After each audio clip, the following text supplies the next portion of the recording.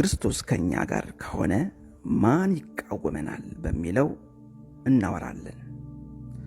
በስመ አብ ወወልድ ወመንፈስ ቅዱስ አሐዱ አምላክ አሜን። በዚህ ጊዜ በዚህ ሰዓት በሰላምና በጤና ያቆምከን አምላካችን ልዑል እግዚአብሔር ሆይ እናመሰግንሃለን። ከኃጢአትና ከበደል ጊዜያትም ሁሉ ታድገህ መተላለፋችንን ይቅር በለን፣ ብርሃናዊ መንፈስህን ላክልን፣ ጸጋና ሞገስንም አካፍለን። ፍርድ ከሚበዛበት፣ እውነት ከምትጨቆንበት፣ እምነት ከሚከዳበት፣ ኃጢአት ከሚጸናበት፣ አመፃ ከሚበዛበት ስፍራና ጊዜ መካከል ሰውነታችንንና ዕድሜያችንን ሁሉ ትጠብቀው ዘንድ እንማጸናሃለን። አጥፊ መናፍስቶችንም ከሕይወታችን መንገድ ላይ ያስወግድልን። የጨለማ ሥልጣናቸውንና የጥፋት አካሄዳቸውን የምንሽርበት ጦር ዕቃን አቤቱ በስምህ እና በቅዱስ ኃይልህ ባርክልን።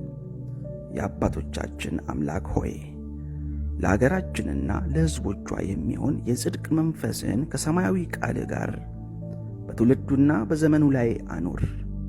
በቅዱስ ልጅህ በጌታችን በኢየሱስ ክርስቶስ ስም በቅድስት እናትህ እመቤታችን ድንግል ማርያም ስም አሜን።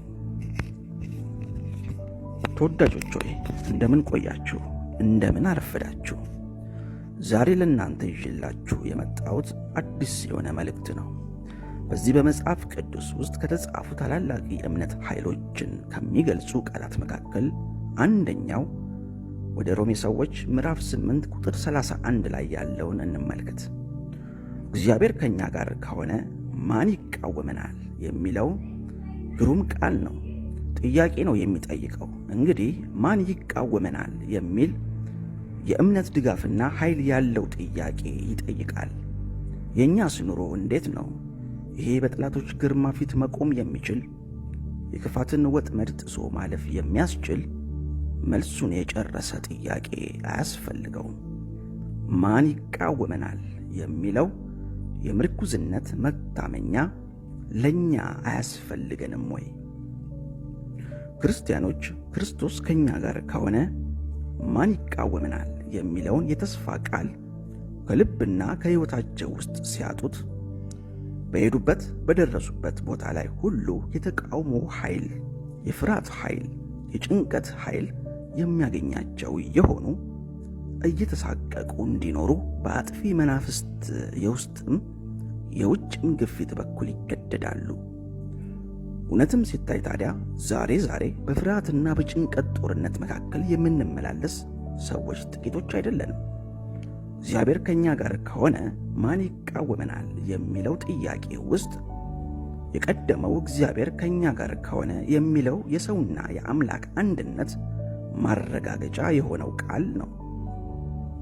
ብዙዎቻችን እግዚአብሔር ከኛ ጋር እንዲሆን የኑሯችንን ቦታ መክፈት ስላቃተን በየአቅጣጫው የሚቃወመን በዝቶ መውጫ መግቢያችን ሁሉ በራሱ ያለ ምክንያት የሚያስፈራራ የሆነ የፍርሃት ኑሮ እንኖራለን። ብዙ ነገር ነው የሚያስፈራን። ባለንበት የቴክኖሎጂና የሳይንስ ዘመን ጭንቀትንና ፍርሃት በፍጥነት እየተዛመቱና ስር እየሰደዱ የመጡ የግለሰቦች የውስጥ በሽታ ሆነዋል። አንዳንዶቻችን ቁጭ እንዳለን ማንም ሳይነካንና ሳያናግረን እንበረግጋለን። አንዳንዶቻችን ሥራ እየሠራንና ትምህርት እየተማርን ያለ ምክንያት እንጨነቃለን። አንዳንዶቻችን ደግሞ ወደ ውስጣችን አስበን ስለ ነገው የነፍሳችን መድረሻና ሁኔታ በጥልቀት ስንመረምር ፍርሃት ይውጠናል። አንዳንዶቻችን ተኝተን እንፈራለን፣ በሕልም ውስጥ እንፈራለን። በቃ ብዙ ነገር ነው የምንፈራው። ምድር በከፍተኛ ሁኔታ የፍርሃት የእስር ኃይል መገለጫ ከሆነባቸው ጊዜያትና ዘመናት ውስጥ ይኸው የኛው የምንገኝበት ትውልድ ውስጥ ያለው ዘመን ነው። የፍርሃት ጉዞ እንጓዛለን። ታክሲ ውስጥ ገብተን እየፈራን እንሄዳለን። በእግርም እየተጓዝን እንፈራለን። በአውሮፕላንም ብንጓዝ ፍርሃትን መግታት ያቅተናል። በየዕለቱም የምንሰማቸው አደጋዎችም ቤታችን ቁጭ ብለን እንድንፈራ ያደርጉናል።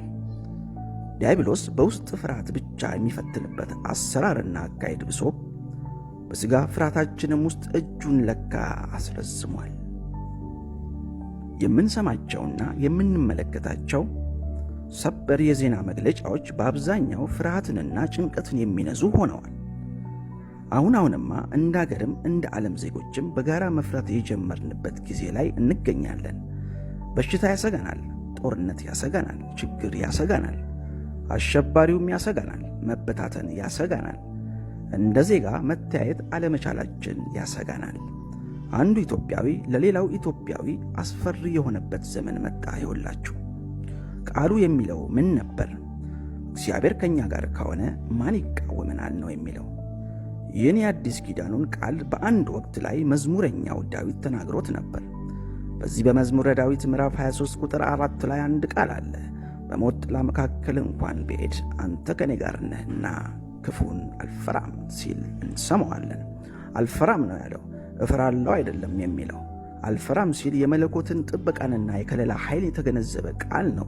አልፈራም ሲል የማመንና በእምነትም ውስጥ ጉልበትን የማግኘቱ የማረጋገጫው ድምፅ ነው። አልፈራም ሲል ሰማያዊ ጋሻነትንና የእግዚአብሔርን ክንድ መመሸጉን የሚመሰክር ቋንቋ ነው። አልፈራም ሲል በቃ እንደዚህ ነው። አንተ ከኔ ጋር ነህና ክፉን አልፈራም ለሚለው ቃል አንጻራዊ በተቃራኒው ሊገኝ የሚችለው ቃል ቢኖር አንተ ከኔ ጋር የለህምና ክፉ ያስፈራኛል የሚለው ይሆናል።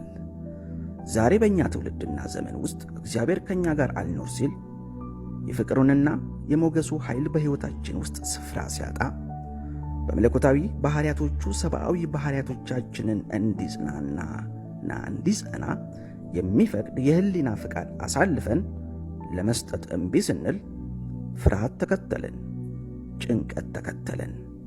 ከእግዚአብሔር ጋር ለመተባበር ያስቸገረ ትውልድና ዘመን የመንፈስ ቅዱስ የፍቅር ጠባያቶችና የበጎነት በረከቶችን የጠላ ኑሮና የአኗኗር ጊዜ የልዑል አምላክን የረድኤት ከለላንና የሰላምን መንፈስ ያልፈለገ ዕውቀትና ገንዘብ ምን መጣበት ስንል በዓይናችን የምናየው፣ በጆሮአችን የምንሰማው፣ በኑሯችን የምናረጋግጠው የክፋትና የእርግማን ፍሬን ያፈሩ ብዙ መተረማመሶች፣ ብዙ መጨነቆች፣ ብዙ ዋይታዎች፣ ብዙ ችግሮች፣ ብዙ ግፎች፣ ብዙ ስቃዮች፣ ብዙ ህልፈቶች፣ ብዙ በሽታዎች፣ አመፃዎች፣ እርኩሰቶች፣ ግራ መጋባቶች፣ ብዙ መፍትሄ ማጣቶችን ለማስተናገድ የምንገደድበት የክፍለ ዘመን ጊዜና ወቅት ላይ መድረሳችን ምን መጣበት ለሚለው ጥያቄ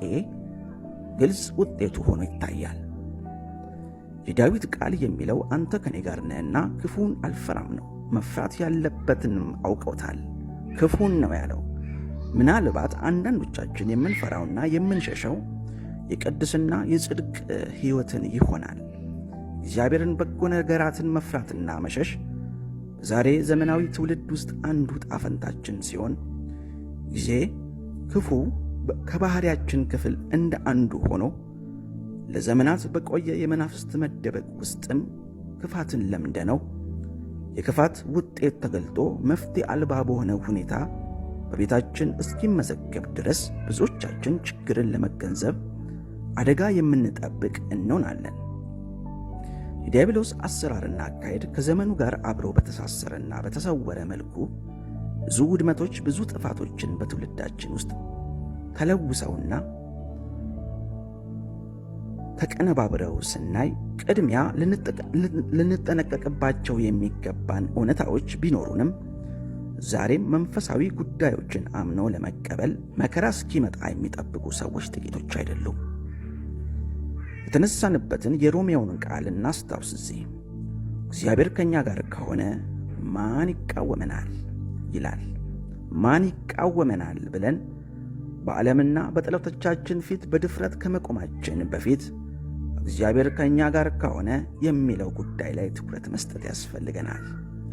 አሁን እንዴት ነው ታዲያ እግዚአብሔር ከኛ ጋር የሚሆነው የሚለውን አስፈላጊና ቀዳሚ ጥያቄ ስንመልስ እግዚአብሔር ከኛ ጋር ከሆነ የምንለው በቅዱስ ልጁ በጌታችን በኢየሱስ ክርስቶስ ሥጋና ደም በኩል ነው። አማኑኤል በሚል ኃይለ ስሙ ከራሱ ጋር አንድ ያደረገን ጌታ በሕይወታችን፣ በባህሪያችን፣ በጊዜያችንና በዕድላችን ውስጥ እንዲገባ